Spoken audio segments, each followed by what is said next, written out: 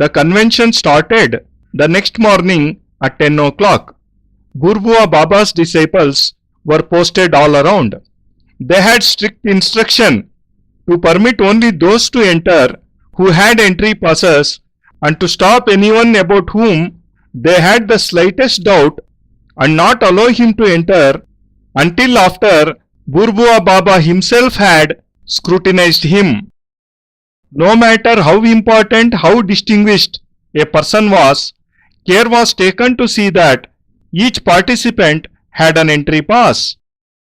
Several tantrics had arrived in the morning itself, but there was no slackness anywhere in the arrangements.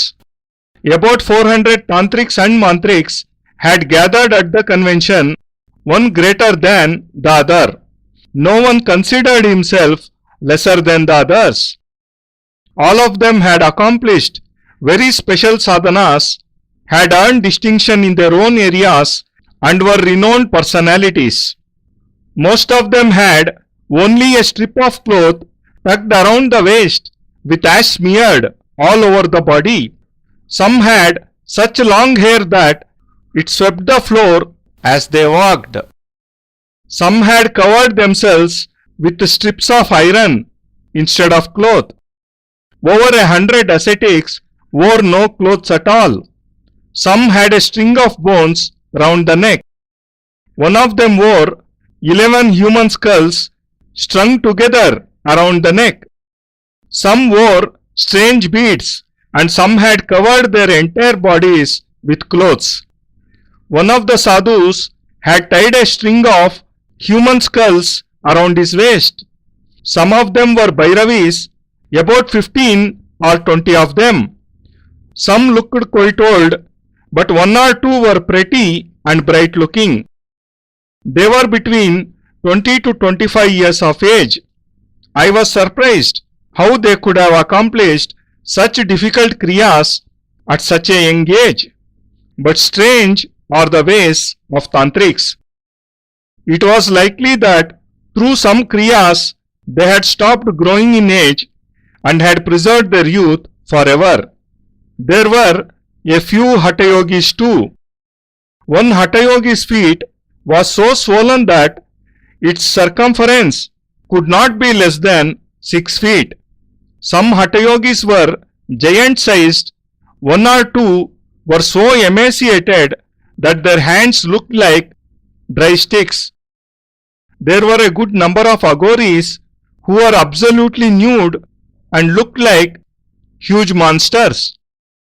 There were layers of dirt on their bodies, exuding unbearable stench, but they were quite unconscious of this.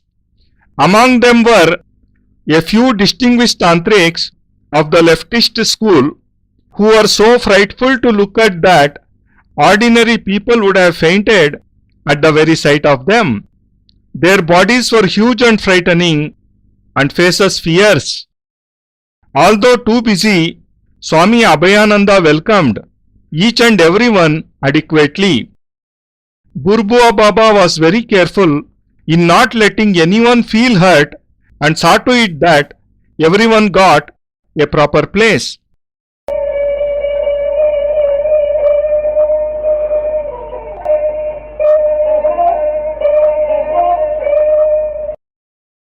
మరుసటి రోజు సుమారు 10 గంటలకి సమావేశం ప్రారంభమైంది.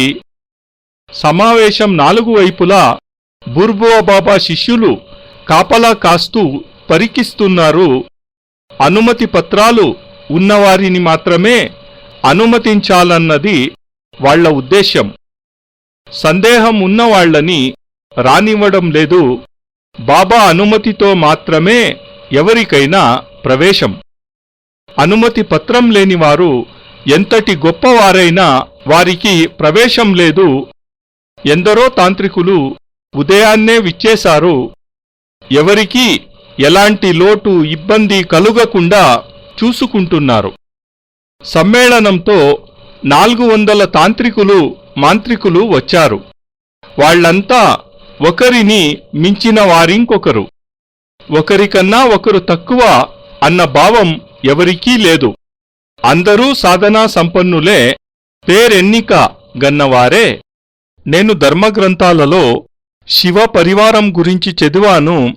కాని ఈ సమావేశం చూశాక అనిపించింది, శివపరివారం ఎలా ఉంటుందో, ఎలాంటి వారు ఆయన వెంట వస్తారో అని. మొత్తం సమావేశంలో 400 కన్నా ఎక్కువ మందే సాధువులు, యోగులు, అఘోరీలు, తాంత్రికులు మొదలైన వారు ఉన్నారు. వాళ్ల అవతారాలు ఎవరికి వారే ప్రత్యేకం. అందులో చాలామంది లంగోటి ధరించి శరీరమంతా విభూతి ధరించి ఉన్నారు. కొందరు నడుస్తూ ఉంటే వాళ్ల జటలు నేలను రాస్తూ ఉండేవి. కొందరు లోహపు లంగోటి ధరించి ఉన్నారు. 100 మందికి పైగా సాధువులు నగ్నంగానే ఉన్నారు. కొందరు తాంత్రికులు ఎముకల మాల ధరించి ఉన్నారు. ఒక మాంత్రికుడైతే 11 కంకాళాల దండ ధరించి ఉన్నాడు. కొందరు తాంత్రికుల మెడలలో విచిత్రమైన మణుల దండలు ఉన్నాయి. కొందరు తమ శరీరం ఏమాత్రం కనిపించకుండా దొంతుల కొలది వస్త్రాలు ధరించి ఉన్నారు. అందులో ఓ సాధువు తన నడుముకు నక్క కంకాళాలను వడ్డాణంలా ధరించి ఉన్నాడు. వీళ్లలో కొందరు భైరవీలు కూడా ఉన్నారు. వాళ్లంతా 15 లేదా 20 మంది వరకు ఉండవచ్చు. వాళ్లంతా వృద్ధులే కాని అందులో 2 భైరవీలు అందంగానూ ప్రకాశవంతంగానూ 20-25 సంవత్సరాల మధ్య వయస్సు కలిగి ఉంది. ఈ చిన్న వయస్సులోనే ఈ ప్రక్రియలన్నీ ఎలా చేయగలుగుతున్నారా అన్న ఆశ్చర్యం కలిగింది.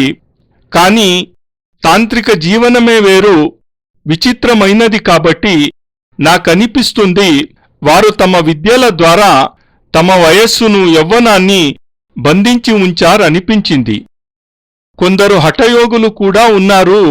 ఒక హఠయోగి పాదాలు ఎంత వెడల్పు, పొడుపు అంటే 6 అడుగుల కన్నా ఎక్కువే ఉండవచ్చు. కొందరు హఠయోగుల శరీరాలు చాలా పెద్దవి. ఒకరిద్దరు హఠయోగులు చేతులు కట్టెలలా పగుళ్లు వేసి ఉన్నాయి. వీళ్లలో కొందరు అఘోరీలు కూడా ఉన్నారు. వాళ్ళు నగ్నంగా ఉన్నారు. పెద్ద పెద్ద శరీరాలతో రాక్షసులను తలపింపచేస్తున్నారు. వాళ్ల శరీరాలు సామాన్యం కన్నా ఎక్కువ మట్టితో కప్పబడి ఉన్నాయి. వీళ్లు ప్రక్క నుండి వెళుతుంటే దుర్గంధం వస్తోంది. వాళ్లకి ఇదేమీ పట్టదు. వాళ్ళు వాళ్ల తన్మయత్వంతోనే ఉన్నారు. వాళ్లలో ఒక వామమార్గము తాంత్రికుడు ఉన్నాడు. ఆయనని సామాన్య జనులు చూడలేరు. భయంకర శరీరం, ఎర్రని కళ్ళు, భయపెట్టే ముఖం, అతి పెద్ద శరీరం, సాక్షాత్తు రాక్షసాకారంలా ఉన్నాడు. అతన్ని చూడగానే భయం వేసి ఒళ్ళు గగర్పొడిచేది. స్వామి అభయానందులవారు పనుల్లో హడావిడిగా ఉన్నారు. ప్రతి ఒక్కరిని తగిన రీతిన స్వాగతం పలికి ఆహ్వానిస్తున్నారు. ఆయన బూర్బువ బాబా వారి మాటకు కట్టుబడి ఏ ఒక్కరికి ఎటువంటి ఇబ్బంది కలగకుండా చూసుకుంటున్నారు.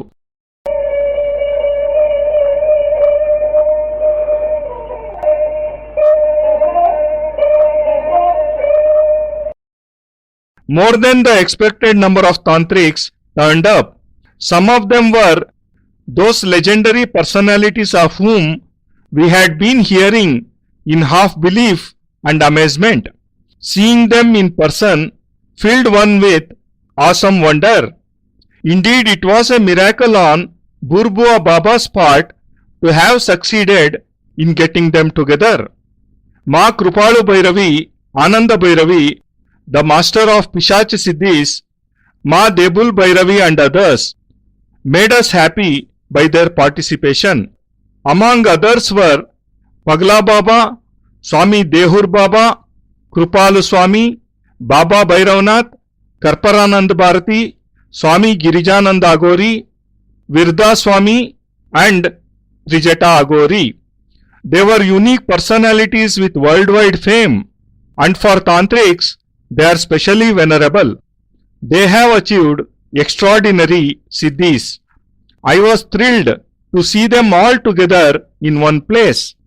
But for this convention, I could never have even dreamt of having a glimpse of them. Not only I, most of the tantrics present there were in raptures. In his opening remarks, Burbua Baba explained about the convention and said that he was very happy that his invitation had been accepted by all sadhakas. He said that this convention was the first of its kind in the last 5,000 years, and he was particularly happy about the participation of sadhakas from the Siddhashrama. He appealed to the participating tantrics, mantriks, yogis, sadhakas, hatha yogis and agoris that they should be calm and cooperate with him in making the convention a success. He said, all sadhakas are great and distinguished. Differences of opinion and arguments therefore are natural. But these arguments will create unnecessary problems. Tantric assaults will be made on one another and energy will be wasted. Therefore, please try to control your tempers and be generous in giving your knowledge to others. He spoke briefly about the prevalent situation in the country. He said, the last 300 years can be called the dark age for Tantrism as during this period it has been brutally assaulted and has been presumed to be only a destructive skill. The common people are scared at the very mention of the word Tantra. Their impression is that it can only kill or torture a person. According to their impression, Mohana, Vashikarana, Uchchatana and other such kriyas are Tantra, when Tantra actually means something at a much higher plane and is capable of benefiting the entire mankind. This knowledge has been entrusted to us by our ancestors and has attracted the world's attention to India. For them, India is the only source of this knowledge. But unfortunately, fake tantrics have gradually found their way into the society. They believe in performing spellbinding feats and are thus doing a great disservice to Tantra and are misleading the common people.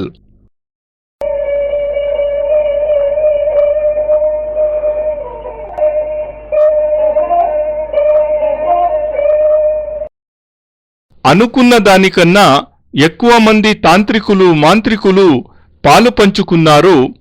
ఒక్కొక్కరి గురించి మేము ఆశ్చర్యంగా వినేవాళ్లం. వాళ్లని చూశాక భయం నిండిన ఆశ్చర్యం కలుగుతుండేది. ఇలాంటి వాళ్ళందరినీ ఒక దగ్గర చేర్చగలగటం బూర్బువ బాబా గారి గొప్పతనమే. ఈ సమావేశాలలో కృపాలు భైరవి, ఆనంద భైరవి, పిశాచ సిద్ధుల అధికారిణి దేబుల్ భైరవి మొదలైన వారు పాల్గొనటం వల్ల ఈ సమావేశాలు ఎంతో ఆసక్తికరంగా ఆనందమయంగా మారాయి. వీళ్లతో పాటు పాగల్ బాబా, దేహూర్ బాబా, కృపాలు స్వామి, బాబా భైరవనాథ్, కర్పరానంద భారతి, స్వామి గిరిజానంద అఘోరి, విరగా స్వామి, త్రిజట అఘోరి మొదలైన మహాత్ములు. వాళ్ళు ఎలాంటి వారంటే వాళ్లకు వాళ్లే సాటి. వాళ్ళు విశ్వవిఖ్యాతి చెందినవారు. తాంత్రికులకు వీరు ప్రాతస్మరణీయులు.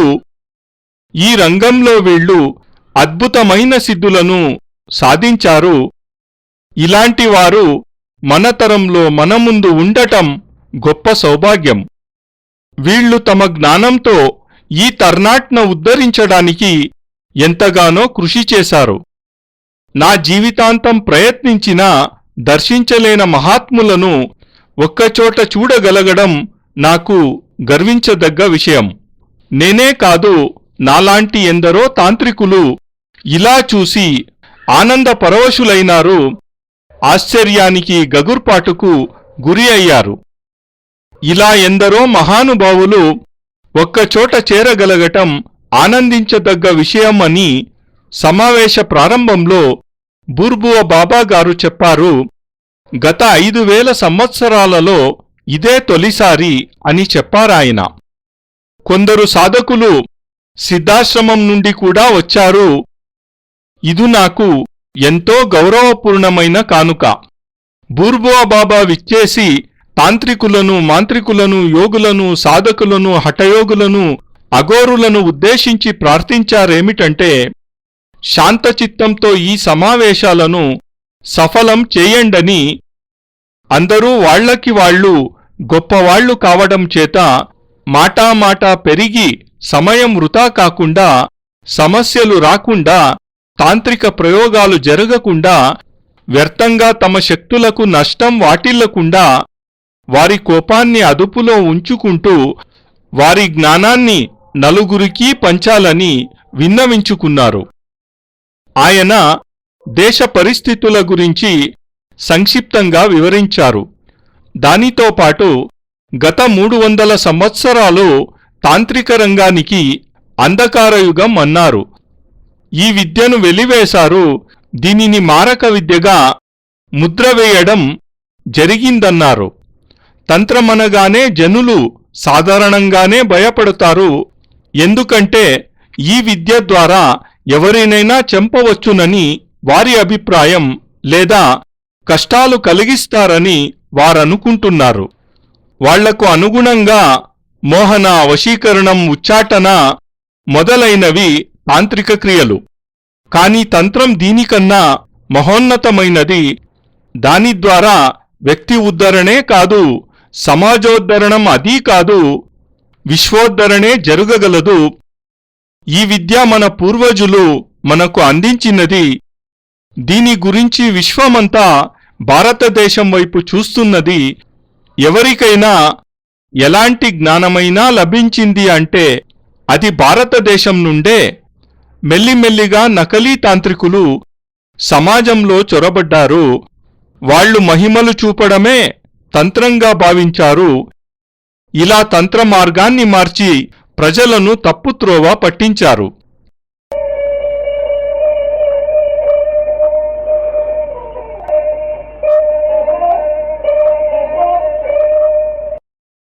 Under the circumstances, it would be a mistake for a tantric to become an introvert. He can make constructive contributions in building up the country. The very special practices in Tantra are disappearing gradually.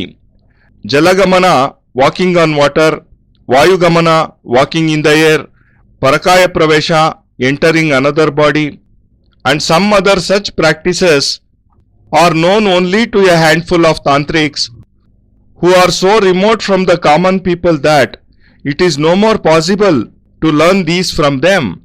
They will end with their lives and the country will be deprived of a great treasure. It is not only politics through which the country and the people can be served. There are several ways of serving them, of which Tantra is above all. Until the common misconceptions about Tantra are removed from people's mind, they will not be able to have any faith in them.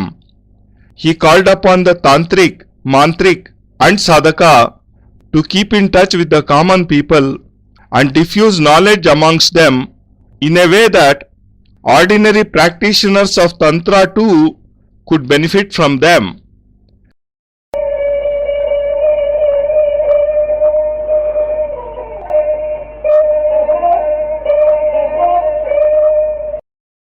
ఇలాంటి సమయాలలో తాంత్రికులు అంతర్ముఖులై ఉండిపోవడం పొరపాటే అవుతుంది.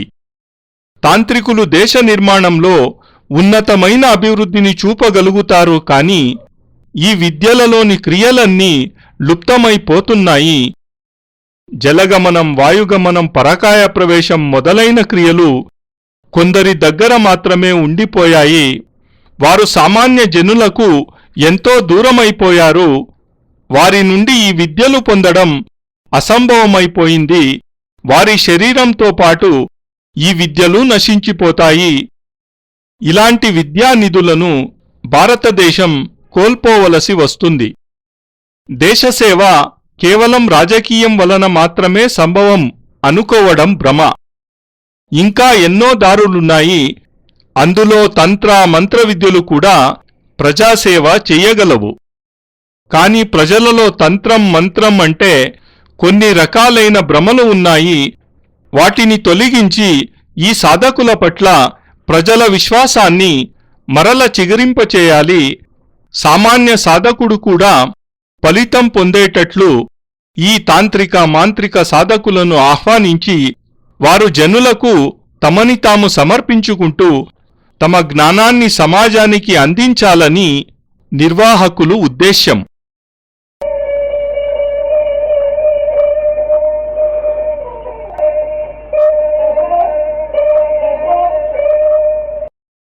People have great respect for Burbua Baba because of his distinguished personality, and he has done remarkable work in this field.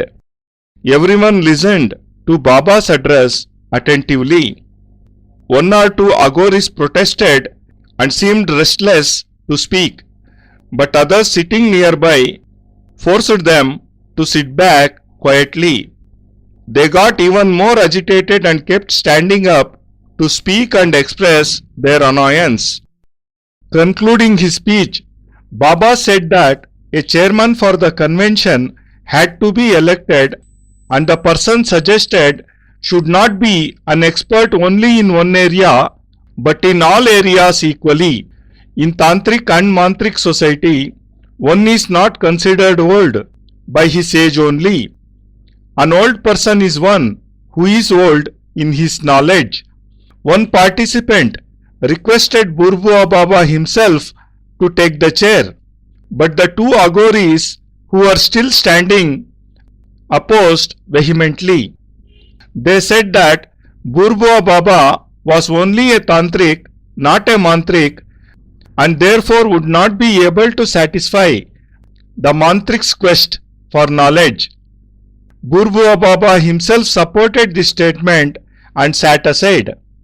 Swami Kripacharya proposed Ma Krupalu Bhairavi's name as the chairperson, but it was opposed by Trijata Agori since she was only a Bhairavi and did not qualify in other areas. He even challenged her to equal him in sadhana and said that only then he would accept her as the chairperson. But Ma Bhairavi did not take up the challenge.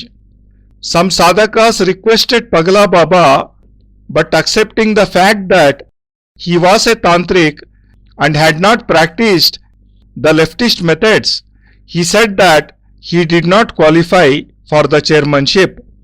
Some other names were discussed, but they were not acceptable to some of the participants, and even after discussing for 1 hour, no decision could be taken regarding the chairperson. Some agoris proposed Hatayogi Swami Pret Baba's name. One of the tantrics stood up and challenged Pret Baba to face his kriya. If he succeeded, he would be accepted as the chairman. He also said that he had mastered the Samharini Kritya, that is, the skill to kill. This Kritya is a killer experiment. It is said that when Lord Shankara disrupted and destroyed King Daksha's Yagna, a religious ceremony, he had used this Kritya. Even the most highly qualified tantric is nervous of this Kritya and does not challenge it, as after this practice, the person who is the object dies instantly. This Kritya kills the one who practices it too. Daksha was a distinguished sage and a tantric, but even he was not able to counter Kritya. He tried all the siddhis in his power, but they all failed. I had heard that among the surviving tantrics in the world, there were only a few who knew this siddhi and could use it. When this tantric mentioned Kritya, I was startled. Indeed, his face was flushed with rage, and he looked all set to use the Kritya any moment. His face looked hard and determined. Had Kritya been used, it would not only have hurt the person who was the target, but people around him too. Burbua Baba realized the danger in a moment. He begged the sadhakas to be calm and refrain from using the kritya. The Samharini kritya is the most violent and destructive one among all krityas. I had read quite a lot about it, but I had never met anyone who could put it to practice.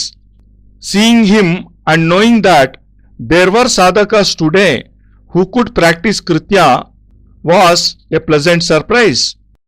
Kritya can be countered by kritya. If a sadhaka practices Samharini kritya, the person who is the target can be saved only if he too knows how to use it and can destroy it by Kechari kritya. But such masters are rare. Hatayogi Pret Baba apologized and regretted his inability in accepting the chairmanship. He also appealed not to use kritya during the convention, otherwise there would be considerable destruction and killings. Hatayogi Pret Baba also admitted his ignorance about the practice of kritya. I learnt later that the person who had challenged Hatayogi Pret Baba was Durjata Agori. I had heard a lot about him. I had heard that he could create a new world. I had read in the Puranas, ancient Hindu scriptures, that dissatisfied with Brahma's creation, Vishwamitra began creating another universe, causing much alarm and agitation among the Devas, gods.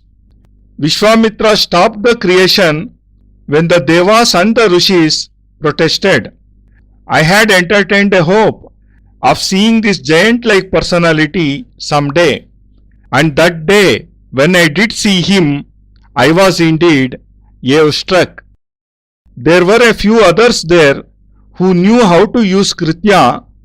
Mentionable among them are Trijata Agori and Dehur Baba, but they remained calm throughout.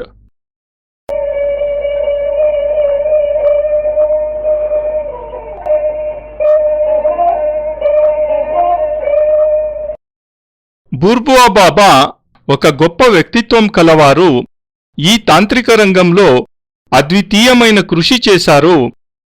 బాబా ఉపన్యాసాన్ని అందరూ శ్రద్ధగా వింటున్నారు. ఒకరిద్దరు అఘోరీలు దీనిని వ్యతిరేకించారు కూడా. మధ్యలో మాట్లాడాలని బలవంతంగా ముందుకు కూడా వచ్చారు. కాని మిగిలిన సాధకులు వారిని కూర్చోబెట్టారు. కాని వాళ్లు మొండిగా కోపాన్ని చూపిస్తూ నిలబడే ఉన్నారు. ఉపన్యాసం అయినాక బాబా ఈ సమ్మేళనానికి ఓ సభాపతి నాయకుడు కావాలి అంటూ అతను ఏ విద్యలోనో కాక అన్ని విద్యలలో ఆరితేరిన వారై ఉండాలి అన్నారు. తాంత్రిక మాంత్రికులు వృద్ధులు కారు, వారిని జ్ఞానవృద్ధులు అని అనాలి. ఒక సాధకుడు బూర్బువా బాబానే నాయకత్వం వహించమంటే లేచిన అఘోరీలు ఇద్దరూ దాన్ని విరోధించారు. వారి వాదన ఏమిటంటే బూర్బువా బాబా కేవలం తాంత్రికులే, మాంత్రికులు కారు కాబట్టి మాంత్రికుల భావాలకు ఆయన సమాధానాలు చెప్పలేరన్నారు. దానిని బూర్బువా బాబా కూడా అంగీకరించారు.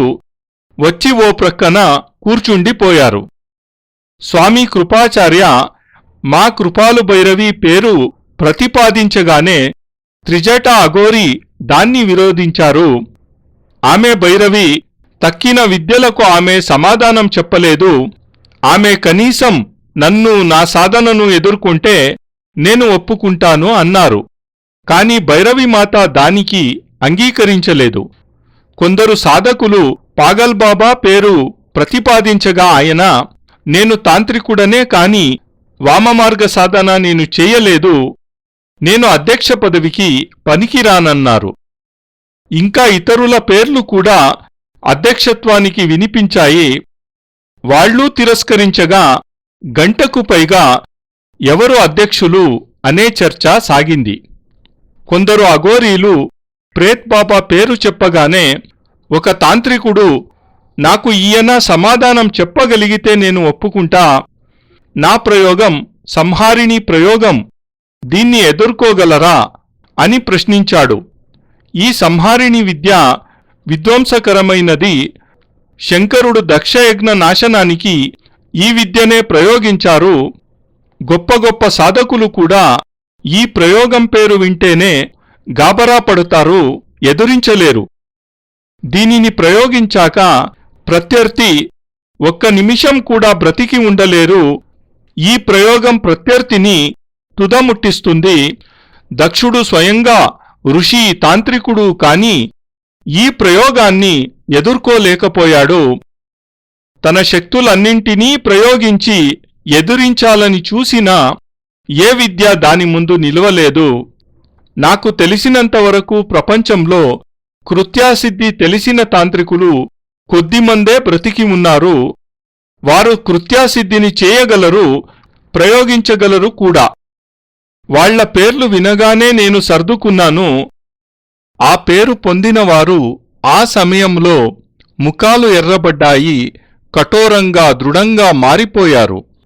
ఒకవేళ కృత్యాప్రయోగం జరిగినట్టయితే ఎదుటి వ్యక్తే కాదు, చుట్టుప్రక్కల వారు కూడా హతాహతులవుతారు. వారు ఎంతటి కొమ్ములు తిరిగినా తాంత్రికులైనా కూడా. బూర్బువబాబా పరిస్థితిని గ్రహించి ఆ సాధకుడిని శాంతపరచి కృత్యాప్రయోగం చేయవద్దని వేడుకున్నారు. కృత్యాప్రయోగంలో సంహారిణి కృత్య అత్యధిక ఉగ్రంగానూ సంహారకారకంగానూ ఉంటుంది. దాని గురించి చదివాను కాని ప్రయోగించగలిగే వ్యక్తిని ఇంతవరకు కలవలేదు. ఈరోజు కృత్యా తెలిసిన వ్యక్తిని చూడగానే నాకు సుఖకరమైన ఆశ్చర్యం కలిగింది. ఎందుకంటే ప్రపంచంలో కృత్యాప్రయోగం చెయ్యగలవారు బ్రతికే ఉన్నారు అని. కృత్యాకి సమాధానం ఒక్క కృత్యా మాత్రమే. సాధకుడు సంహారిణీ కృత్యా ప్రయోగించినట్లయితే ఎదుటివాడు తప్పించుకోవాలంటే అతనికి సంహారిణీ కృత్యా గురించి తెలిసి ఉండాలి. ఇంకా ఈ ప్రయోగాన్ని కేచరీ కృత్యా ద్వారా నష్టపరచగలిగి ఉండాలి. అలా చెయ్యగలవారు బహు కొద్దిమంది మాత్రమే ఉన్నారు. పాగల్ బాబా క్షమాపణలు వేడుకున్నారు. అధ్యక్ష పదవిని వద్దన్నారు. కృత్యాప్రయోగం ఈ సభలో చేయవద్దు. అలా చేసినట్లయితే ఈ సభలో చాలా విధ్వంసం జరుగుతుంది, ఎందరో చనిపోతారు అని వేడుకున్నారు. ఆ విద్య నాకు తెలియదని చెప్పారు కూడా. తరువాత నాకు తెలిసిన విషయమేమిటంటే పాగల్ బాబాను సవాలు చేసినవారు దూర్జట అఘోరీ అని తెలిసింది. ఆయన గురించి చాలా విషయాలు విన్నాను. ఆయన కొత్త సృష్టి చేయగలరని కూడా విన్నాను. పురాణాల ప్రకారం బ్రహ్మకార్యాలకు అసంతృప్తి చెందిన విశ్వామిత్రుడు కొత్త సృష్టి ప్రారంభించారు. దేవతలు కలవరపడ్డారు. అప్పుడు ఆయన కొత్త సృష్టి నిర్మాణాన్ని ఆపివేశారు. ఆయనను ఆ విరాట్ రూపాన్ని చూడాలనుకుని ఆయనను ప్రత్యక్షంగా చూసి చాలా ఆశ్చర్యపోయాను. ఈ కృత్యాప్రయోగం తెలిసినవారు ఈ సమావేశంలో ఇంకా ఉన్నారు కూడా. వారిలో త్రిజట అఘోరీ, దేహుర్ బాబా మొదలైన వారున్నారు. కాని వారు శాంతంగా కూర్చున్నారు. నాకు ఎలా అనిపించిందంటే ఈ సభ సవ్యంగా సాగుతుందా, ఆదిలోనే ఇన్ని విఘ్నాలు కలుగుతున్నాయే అని.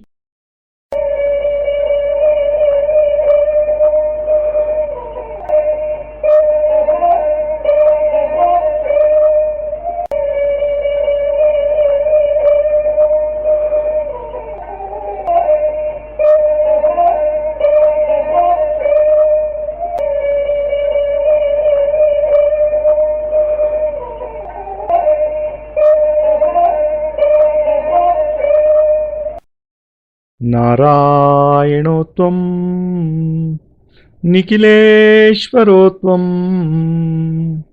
మాతా పితా గురు ఆత్మా త్వమేవం బ్రహ్మాత్వం విష్ణురుద్రాత్వమేవం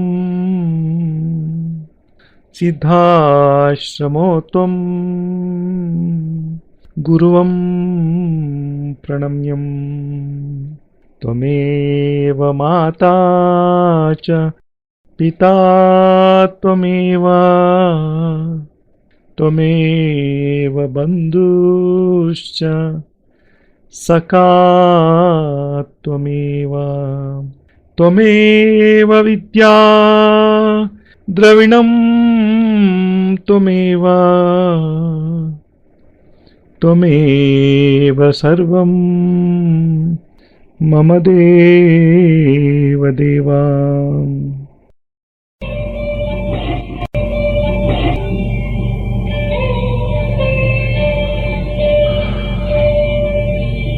ತ್ವದೀಯಂ ವಸ್ತು ನಿಖಿಲಂ ತುಭ್ಯಮೇವಂ ಸಮರ್ಪಯೇತ್. ಜೈ ಗುರುದೇವ್.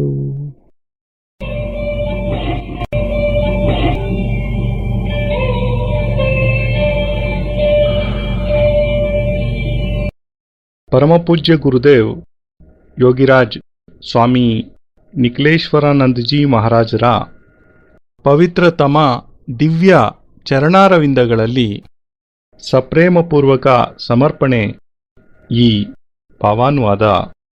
ಅತ್ಯಂತ ಕೃತಜ್ಞತಾಪೂರ್ವಕವಾಗಿ ಗುರೂಜಿ ನಿಖಿಲ್ ಸಚ್ಚಿದಾನಂದ.